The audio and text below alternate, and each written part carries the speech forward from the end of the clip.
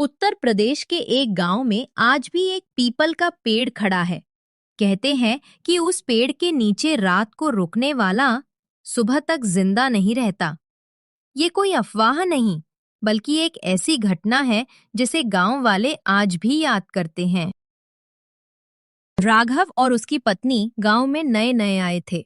गांव के बीचों बीच एक पुराना पीपल का पेड़ था, जिसके नीचे हर शाम अजीब सी ठंडी हवा चलती थी।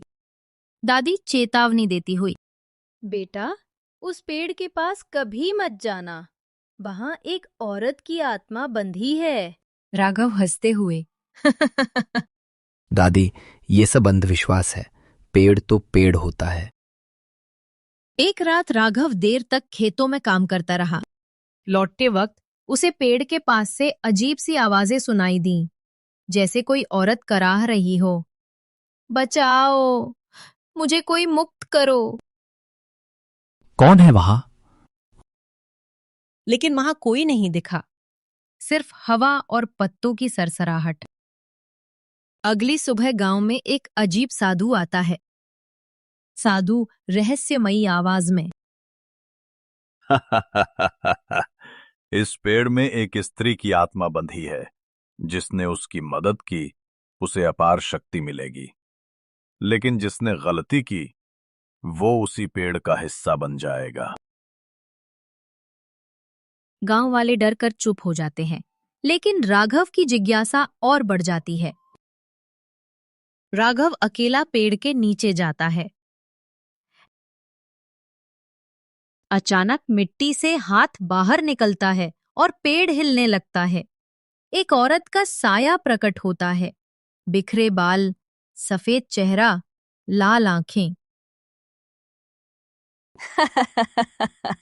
मुझे मुक्त करो, मेरी अस्थियां इस पेड़ के नीचे दबाई गई हैं। राघव कांपते हुए, अगर मैं तुम्हें मुक्त कर दूं तो तुम्हें धन और वैभव मिलेगा, लेकिन अगर अधूरा काम किया तो तुम्हारी आत्मा भी इस पेड़ से बंध जाएगी। राघव अगले दिन खुदाई करता है और कुछ हड्डियां निकल आती हैं। जैसे ही वो उन्हें जलाने लगता है, अचानक साधु प्रकट होता है। तुम्हें चेतावनी दी थी, ये आत्मा शापित है। ये तुम्हें धन का लालच देकर अपनी जगह लेना चाहती है। आत्मा चीख कर, झूठ, मुझे मुक्त करो। राघव कंफ्यूज हो जाता है। पेड़ से कई हाथ निकलते हैं और राघव को जकड़ लेते हैं। वो चिल्लाता है। सुनीता दौड़कर आती है और साधु को देखती है। साधु मंत्र पढ़ता है और आत्मा भयानक चीख के साथ गायब हो जाती है। लेकिन जब सब शांत होता है, राघव गायब होता है। सिर्फ उसकी चप्पलें पेड़ के नीचे पड़ी होती हैं। सुनीता अकेली रह गई।